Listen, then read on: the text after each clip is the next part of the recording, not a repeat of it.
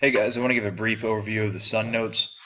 We didn't do these notes in class because we did the sun activities, but just in case you need a little bit of extra help with the sun, I want to go ahead and give these notes, and I'll put these on the website. So here are the guided notes that go along with those, and these are on the website as well. But nuclear fusion is the way that the sun produces energy, and this reaction converts 4 hydrogen nuclei into the nucleus of a helium atom, which releases a tremendous amount of energy. Okay, it's the opposite of nuclear fission, which splits a heavy atom into two smaller ones. And it's thought that a star the size of the sun can exist in its present stable state for about 10 billion years. As the sun is already 4.5 billion years old, it's about middle-aged. Okay, so all of these things can go there, and you can see these filled in if you're following along and want to print these notes out. Okay, most of these elements on Earth also occur in the sun as it ages. Fusion continues to happen as heavier nuclei get pushed and forced together, and this determines the age of a star. Okay, because the sun is made of gas, no sharp boundaries exist between its various layers. So keeping this in mind, we can divide the sun into about 4 parts. Okay, the solar interior, the visible surface or the photosphere, and two atmospheric layers, the chromosphere and the corona. Okay, and those can go in here. Moving on. So you can post those in here. Okay, so as we get into the layers here, the photosphere is the visible surface. It radiates energy into space, and like I said, is the visible surface of the sun. And it is a layer of incandescent gases. It's less than about 500 kilometers thick, with temperatures that average in between 4,500 and 5,500 degrees Celsius, and exhibits a grainy texture made up of many small bright markings called granules that is produced by convection.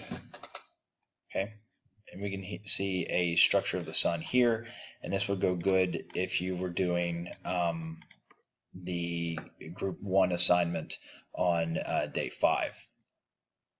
Same thing as this.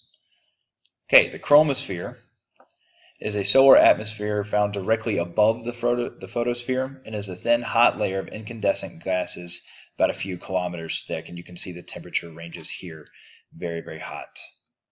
Okay, and the corona is the outer weak layer of the solar atmosphere and exceeds about 2 million degrees Celsius, even hotter than the ones before it. Okay, so you can go down here and fill those in. Okay, the solar wind is a stream of protons and electrons that is ejected from at high speeds from the solar corona.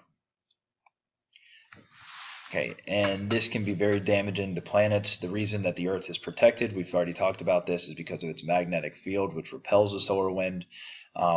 Magnetic fields, or the solar wind, can strip away an atmosphere. Just take a look at Mars.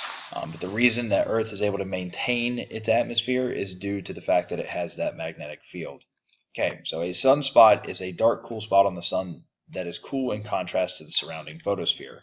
And sunspots appear dark because their temperature, which is about 1500 degrees Celsius, is much cooler than that of the surrounding solar surface. Okay, prominences are huge cloud-like structures. You can put that in here, prominences, that are consisting of chromospheric gases, and they are ionized gases trapped by magnetic fields that extend from regions of intense solar activity. I'm going to move my picture out of the way here so you can see the bottom of the notes. Moving on, solar flares are brief outbursts that normally last about an hour and appear as a sudden brightening of the region above a sunspot cluster. And you can see these here. You can see solar flares coming off. During their existence, solar flares release enormous amounts of energy, much of it in the form of ultraviolet radio and X-ray radiation. Okay, and auroras are the result of solar flares that are bright displays of ever-changing light caused by solar radiation interacting with the upper atmosphere in the region of the poles. You can see this as you go closer to the North Pole. The aurora borealis is very visible. Okay, and that's all for the sun notes.